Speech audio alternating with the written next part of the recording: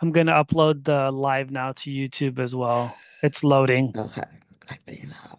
Hi, Mike. Good afternoon, team. All but the people in now. Can you We're hear going me? to open up for people to be able to get in now.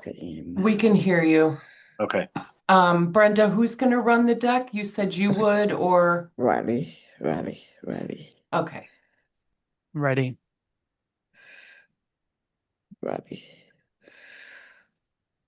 Yeah, people in. I'm letting people in now. Okay, I'm starting admit. I just Can click begin to recording. admit people in.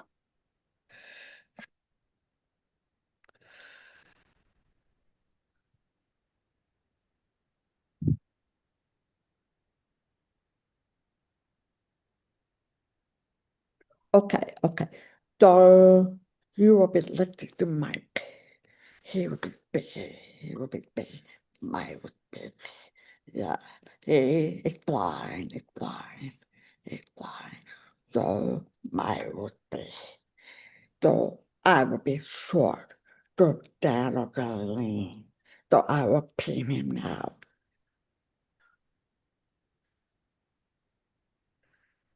Okay.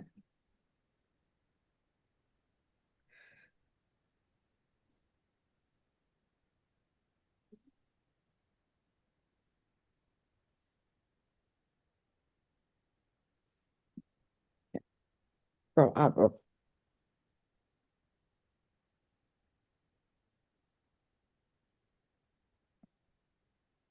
Okay.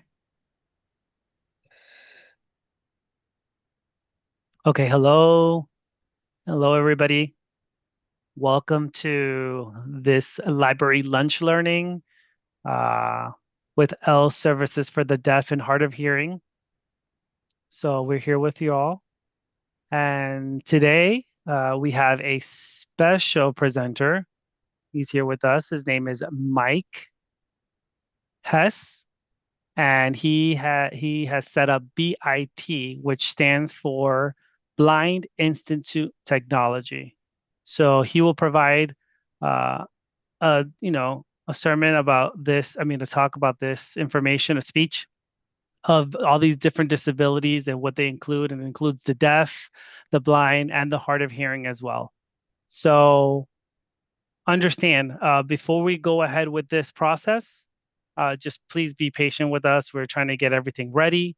Um, if you all have any questions, please, you can leave your comments in the chat box or turn them in, and then we will reply to them later towards the end. And then once Mike finishes with his presentation and all that is completed, then we'll go ahead and answer those questions as well. And I apologize again, but my name is Daniel. Um, I'm a white male with the short hair and glasses, and I'm dressed in black. And then I also have the light blue background. Um, so now I'm going to introduce Mike Hess and pass it on to him, and he's on the floor now. So I'm going to spotlight Mike, and I will remove myself. Just 1 second. Okay. Good afternoon or good morning. I'm not sure what time zone everybody's in. Real quick, either Amy or Daniel, am I fairly centered from a video perspective? You're perfect, Mike. Awesome. Thank you. Yes, you're great. Awesome. Well, good day, You're in the team. center. My name is Mike Hess. I am executive director and founder of a Colorado-based nonprofit, truly making a global difference. And let's see here, I'm blind, just to let you all know. And if I do an audio description of myself, I think I'm the spitting image of Tom Cruise. So let's do that, or Brad Pitt. somebody really good looking. Let's just go with that. So I'm a mid-50s Caucasian male with salt and pepper hair. Not as much salt, but there's salt in there. So and let's see here. I am currently in a hotel room in Atlanta, Georgia. Just checked in. So coming here to for a gig tomorrow. And my background, I think the first slide is from learning to earning. Is that right? I just want to make sure we got the first slide up.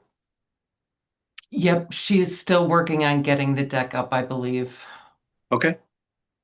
Okay, no worries. Well, then I'll go ahead and I'll do an intro of who we are as an organization. Well, who I am personally. So I'm been in technology. Been in technology for 30 plus years now. I started out as a computer programmer decades ago, and started working in the private sector, private industry, back in the early mid 90s, and spent almost 20 years in private industry, working for Fortune 5, Fortune 600 companies across the country. And I left my six-figure income 13 years ago now, because I was always the only blind person in the organization. However, it wasn't just blindness.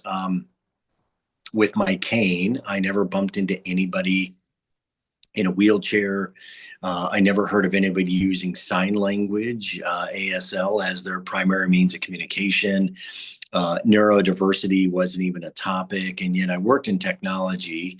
I think I worked around individuals who were neurodiverse. However, they were just considered eccentric. And so I just started doing some research on that as a problem statement, and fundamentally realized that there are a lot of really amazing nonprofits across the country, across the globe, that are helping people with disabilities, education, advocacy, that sort of thing. But I couldn't find any of them that were really addressing the unemployment or underemployment epidemic for the broader disability community. And so, foolish or courageous, somewhere in between, I left my six-figure income to start Blind Institute of Technology. Now, some of you might be wondering, why Blind Institute of Technology? Do we only help the blind? Nope, not at all. So this is the kind of nerd I am. This is the kind of techie I am. All things, even with AI, everything breaks down to binary. Binary are zeros and ones. It's off or on. It's machine language, and those zeros and ones are called they're called a bit, BIT. And that I took the binary bit and created the acronym Blind Institute of Technology. So that's the kind of nerd I really am, but I truly believe that technology is the greatest equalizer, and especially for the broader disability community, it absolutely helps our community overcome very real challenges every single day. So that's the name. And what we do as an organization team is we're all things workforce development. We're all things workforce development. And today we're going to talk to you a little bit about our programs, from learning to earning. If we can go to the next slide, please. The next slide is statistics. And I'm sure many of you, if you're part of the broader disability community, these statistics are not new to you. Are the unemployment rates for people with disabilities here in the United States and across the globe, they really are staggering. And regardless of what data comes out of Washington, D.C., they can always pick data to support their argument. However, it is really hard to argue with the fact that people with disabilities are more than 2 times likely to be unemployed versus fully able-bodied individuals. So So that's the statistics, and that's quite honestly why I do what I do and why BIT exists, is to address the staggering statistics when it comes to underemployment. Slide 3 is all things our academy. And this is our approach within workforce development. Again, we're all things workforce development, and we have an academy. Our academy is completely virtual remote. It's a virtual remote classroom setting. Our classes, every one of our courses start out with a prerequisite independent study module. And we have 2 separate courses. We have our flagship program, which is Salesforce. Salesforce is one of the top 5 largest software companies in the world. They're the world's largest CRM company, so customer relationship management. And they've been in business for, oh my gosh, late 90s. They were cloud before cloud was cloud. And we're their official training provider for people with disabilities globally within the Salesforce ecosystem. The other program that we have is digital accessibility. Both of our courses have the prerequisite independent study module that an individual must complete before going on to the instructor-led portion of either class. All of our courses lead to industry recognized certifications. And that's really important. If we go on to the next slide, our next slide is from academy to apprenticeship. And we have the only national registered apprenticeship program in the country for people with disabilities. So, and the difference between internships and apprenticeships is that apprenticeships are always paid. So, so it's really important to me to make sure that if individuals from the disability community are working hard to get their certification in any discipline, that on the after they're done, that they're able to make money. And that's what a registered apprenticeship program allows individuals to do. So after receiving your certification, whether it's in Salesforce or digital accessibility, you then have the ability to register for our apprenticeship program.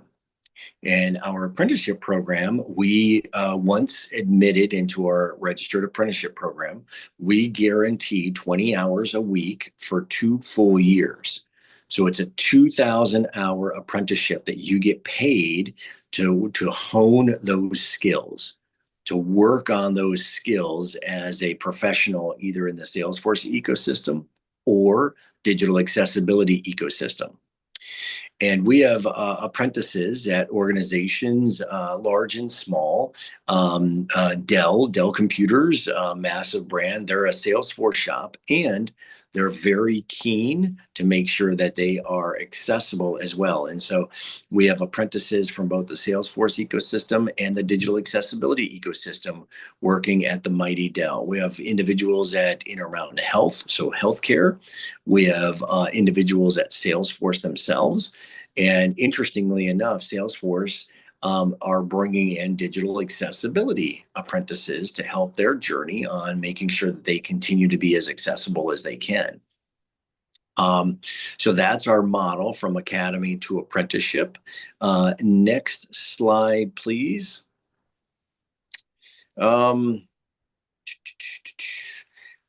Miss Amy, help. Let's advance to the next slide. Why partner with BIT? Okay, I thought we were there. Okay, yep. All right, yep. So why partner with BIT team? So if you're an individual with a disability and you're looking to reskill, we're an organization that's literally by, for, of the people. 100% of our instructors identify with disabilities. We've been able to help individuals who are deaf, hard of hearing, blind, low vision, neurodiverse to include ADHD, individuals who are motor skills impaired to include paraplegic, quadriplegic. We are a very inclusive organization. If you're an organization an employer that's out there, like why partner with BIT? We have amazingly skilled professionals, and with our Disability Innovation Fund grant that we received from the federal government, we have budget to be able to offer organizations as well. And so everything that we do, team, is to help professionals with disabilities gain their certification and then get that all important experience under their belt. And with our Disability Innovation Fund grant, we're able to offer organizations apprentices at a very steep discount, which is amazing. So, the next, I think we have a couple of videos I'd like to share of a couple of our apprentices who were successful. So if we could play the first video, that'd be great. I think it's Ian.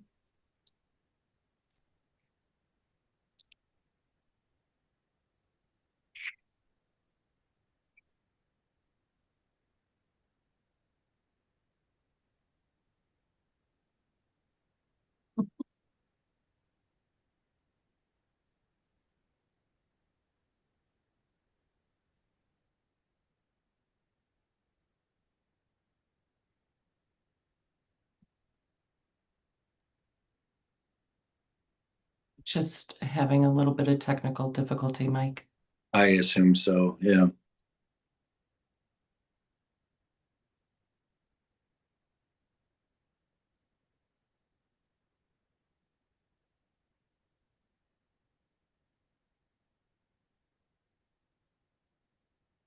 Hi, I'm Ian. I'm legally blind with ocular albinism and live in Denver, Colorado, where I work as a digital accessibility specialist SME at a leading global biopharmaceutical company, a role I've held since July 2024. Blind Institute of Technology played a pivotal role in my career journey. I'm especially grateful for the accessibility course, the apprenticeship program, and the detailed resume course. Each step gave me the tools and confidence I needed to reach this milestone. Thanks, BIT. Awesome. And then we have one more video that we could play. Okay. Hi, I'm Ian. I'm legally blind with. My name is Kyle, and I'm visually impaired. I grew up in Monticello, Indiana, working 100% remotely for a renowned international non-for-profit dedicated to supporting and empowering women in conflict-affected regions around the world. I was a student in the Blind Institute of Technology Salesforce Academy, went through BIT's apprenticeship program, and ultimately landed this job. For the past 2.5 years, I've been serving as a Salesforce Administrative Coordinator, a role similar to a senior admin, and I'm proud of the impact I get to make each day. I'm grateful to BIT for opening the door to this incredible opportunity and supporting me in building a fulfilling career and a future for my family. Awesome. And then we could just go to My name is Kyle, and I'm visually impaired. If we could just go on to the last slide, which should be contact us. So team, I'm happy to open this up for questions regarding our program and see if there's anybody out there that I can answer any questions with. So if we could open, if they want to write it in the chat, and Amy, if you want to read it off or whatever. So, but thank you. Okay. Yeah, thank you so much, Daniel and team, for Brenda. Thank you for bringing me in and us in and letting us share our programming with your audience. We really do appreciate it. Hey, Mike, this is Bev, and thank you and Amy both so much for joining us. I wanted to ask, so one thing I didn't hear you touch on is, do you have a recommended age range for the people that would work in your work with your programs? Like, do you recommend that they already have, a few years of work under their belt, or do you take people that are still in high school? Like, can you talk a little bit about that? Sure. Yeah, and it's Beth. Yeah, Beth. Hopefully you remember we met a little while ago. Yeah. Oh, thanks, Beth. Yeah. So we've the youngest person that we've actually go through our program was a junior in high school, and he ended up getting his Salesforce admin certification. He was literally the youngest totally blind person in the world to get their Salesforce administrator certification. So The challenge thing though is like, so our programming is more set up for, let's say, the adult learner, right? Where you're not, you don't have the conflict with all of that sort of thing. So, however, with that said, because our cohorts are very time slot driven. For us to really scale this at large, we're like for our Salesforce Administrator course, we have 6 cohorts this year, this calendar year alone, and we have 4 for the digital accessibility. But there are very specific time slots, in the day. That's how we could, really scale our programming. But Beth, you bring up, and we've had individuals so that young. I think our program is still, much better suited for the adult learner, where they have a little bit more flexibility with their schedule. And then you bring up a good point too of like what other what defines what could be a good defining trait for an individual to be successful in our program. And quite honestly, whether it's Salesforce or digital accessibility, the right persona, the right traits for an individual to be successful in our programming, you don't have to be a computer programmer. You don't have to be cybersecurity analyst, nothing like that. You must be logical, though. You must have a logic orientation. And also, it's called locus of control. Right, locus of control is like when things happen, because they always happen. The learning and career seeker journey is challenging. We do our best to help individuals, maneuver through the ups and downs. However, locus of control is, do you blame the world for your circumstances, or do you look internal? And so individuals who are kind of looking to point to the world like, oh, it's the aliens, it's the moon cycle, whatever you blame it on. If you're always looking externally for the blame, we're not a good fit for you. But if you go internal and say, I can do better, we're a really good fit for you. So individuals who are logic oriented and really are hungry for a tech career, we're a great fit for that persona. Any other questions, though, please, Beth? Yeah, and sorry, I'm not going to monopolize it, I promise. But on kind of the other end of the spectrum, what do you recommend? Like, have you had a lot of people in the program that are on the older end of the spectrum? Maybe they're looking to pivot to a new career, trying to kind of get into a niche where they want to upskill themselves. So on that other end of the spectrum, do you have older folks that contact you and that are interested in your programs? Yeah, just recently we had an individual who had because disability, we all know this, disability doesn't always happen at birth, right?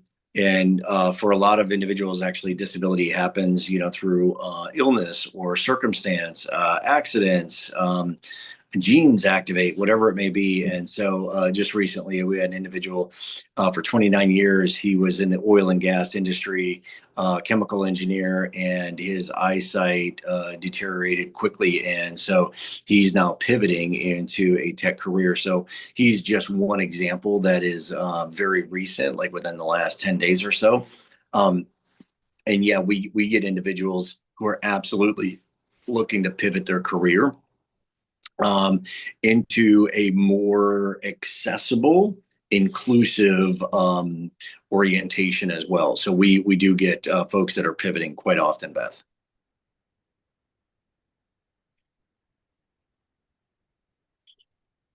Any other questions, please? Yes, this is Daniel. I have a question. Yeah. It's Daniel again. Yes. So my question is for those who are interested in your training in the BIP program, will they able to go in person, or do you pay for transportation for them to be able to get the learning that they need or the training they should receive? Just curious. Everything that we do, Daniel, is virtual remote. Everything we do. So the reason why our program is national, actually global in scale, is because everything we do is virtual remote. So the prerequisites for an individual is one, they must have a disability, and two, they must have broadband. They must have their own device and broadband connectivity. So, but after that, our training is complimentary. We're not chasing voc rehab dollars in any state.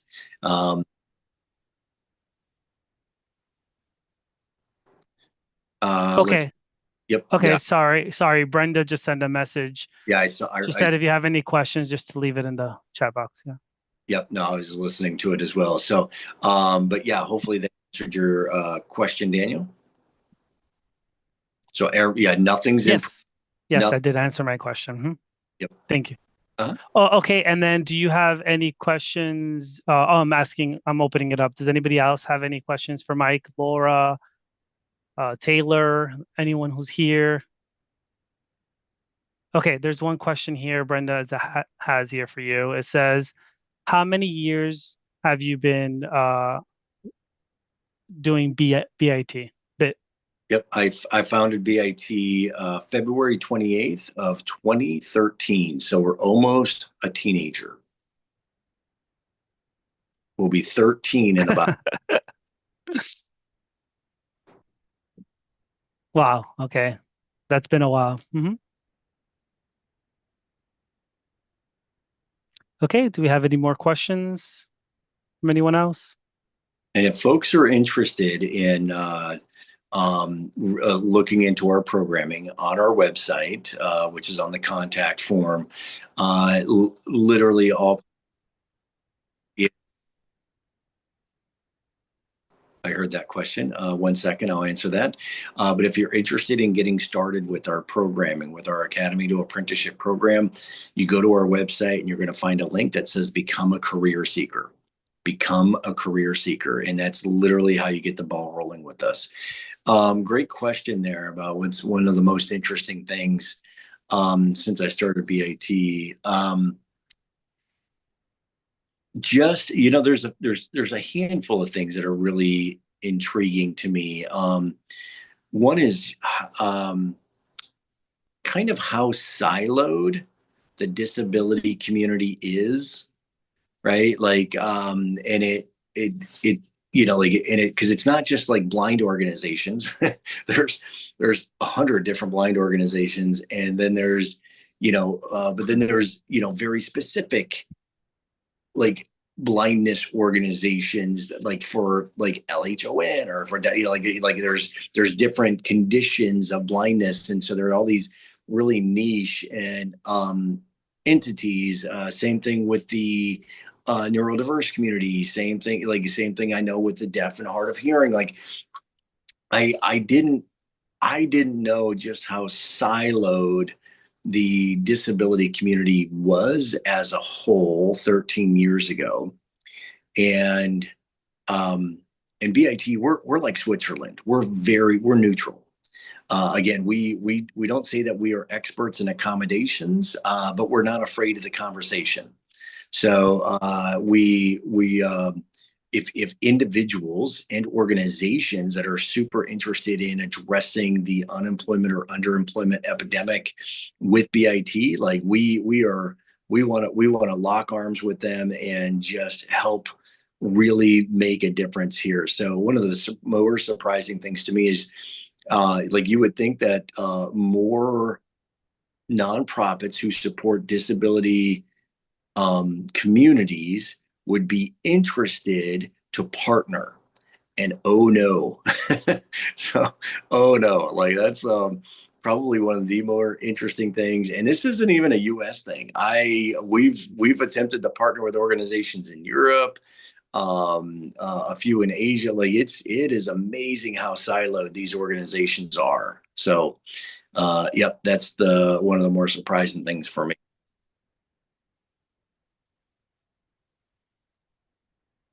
There's okay. Yep, I heard that. So what I think what kind of baffles people from the disability community is that we're not trying to, like, if people come to us and they're like, oh, do I need to be active within Voc Rehab? And no, like we're not chasing, like we collaborate, we partner with Voc Rehab agencies across the country, but we are not chasing their dollars. Quite honestly, it's a pain in the ass to work, try to partner and get money out of the Voc Rehab, and so we're not chasing that. And so people from the disability community are often a little shocked when they're like, oh, well then how do you get paid? Well, we get paid by getting people jobs. So we take a for-profit approach, not a nonprofit approach. So that's what surprises people. And then, quite honestly, another thing that I get all the time is, so if you go out there and you click on that link, become a career seeker, the first thing that happens is you'll get an initial interview with us here at BIT. And I still conduct probably 95% of those initial interviews. And so many times people are like, I'm talking to the CEO, and yeah, because unfortunately, another phenomena within the disability kind of space is most executive directors or CEOs of nonprofits serving the disability community live in ivory towers. And I don't do that. So I am very easy to access because ultimately I work for you. Any other questions, please?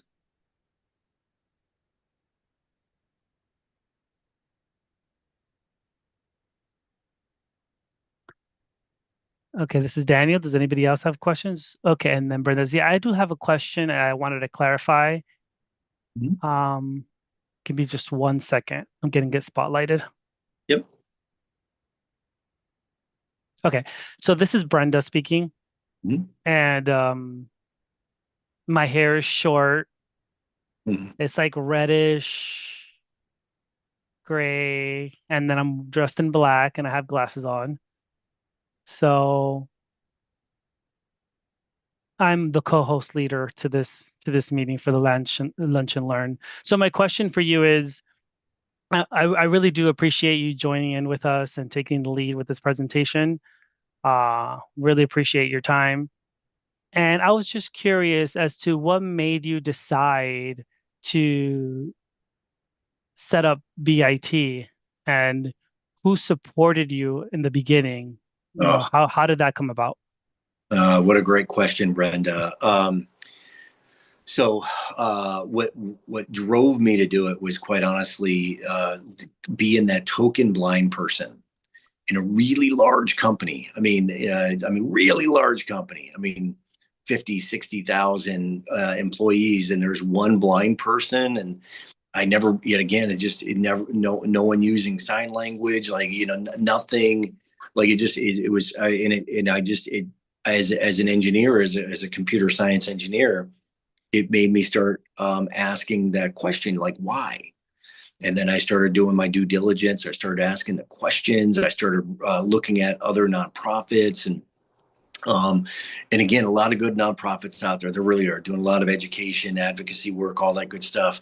But when it comes to the unemployment epidemic, and it's really what it is for the disability community, it's an unemployment epidemic, and it's not talked about. That's what just drove me to be like, all right, what can I do? And it really, the support I had was from my best friend and better half, my wife of over 30 years now. But it was a pill to swallow, because as a startup nonprofit, and that's what we were a startup nonprofit. There are no grants available, zero grants available to startup nonprofits. I did not have a rich uncle. And so I had to figure out this thing called cash flow immediately. I had to figure out how to, and we are, as a family, we were a single family income. And my salary in corporate, I was 120,000 a year. And first year of business with BIT, we were 47,000 first year revenue. So we took a financial haircut big time. And we had the support of most of my friends thought I was absolutely gaga. They they had no idea, like, what, you're leaving a corporate gig to start a non what they didn't understand what I was doing, that it was some kind of a midlife crisis. But they would support me. And quite honestly, I think when I was surprised at the um, because I didn't know I was getting in the world of sales. I had no idea. Like and ultimately that's why I'm here now. Like I travel all over the world, and it's because I'm meeting with organizations and that sort of thing. So I didn't know that's what I was signing up for. Again, shame on me, but I didn't know what I didn't know. And I was amazed, like, when I took the skills I learned in corporate, like, were really, really essential. Being able to do cost benefit analysis and showcase and highlight actual solutions. And as an engineer, that's what I was constantly doing too. And so like this model, right, from academy to apprenticeship, it's a solution. It's a solution model.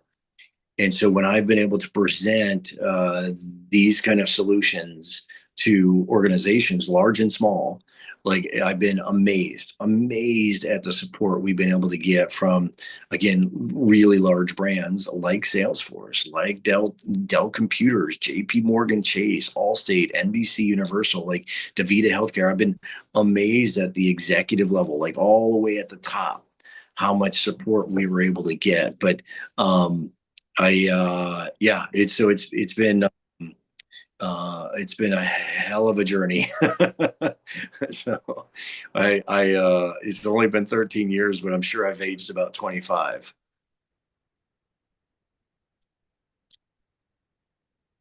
Hopefully that answered your question, Brenda. I think I look great for 90. I look great for 90. I look like hell for 30 though. Yes, you did answer my question. This is Brenda. And then give me 1 second. I'm going to try to pin myself.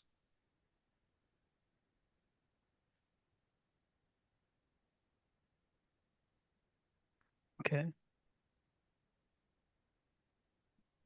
Yeah, just asking the interpreter if you can see me. So yes, you did answer my question. Thank you, Mike, again for doing this. I guess we're just gonna start. If there's not any more questions before, uh, just asking if there's any other questions. Again, Daniel, Brenda, the team, thank you so much for allowing us to speak to your audience. We look forward to future collaborations with your team. We really do. So thank you for being willing to collaborate with BIT. We really do appreciate it. Yes, we appreciate it. We're happy to. Whatever we can do, we're willing to collaborate in any way. Whatever you need, we're happy to do it. Love it. Yes. So, okay. Thank you so much, Daniel. Have a great day. Thank you. Bye-bye. Yeah, this is Daniel. Thank you. No problem. Hey, Leo, can you stay on in just a second?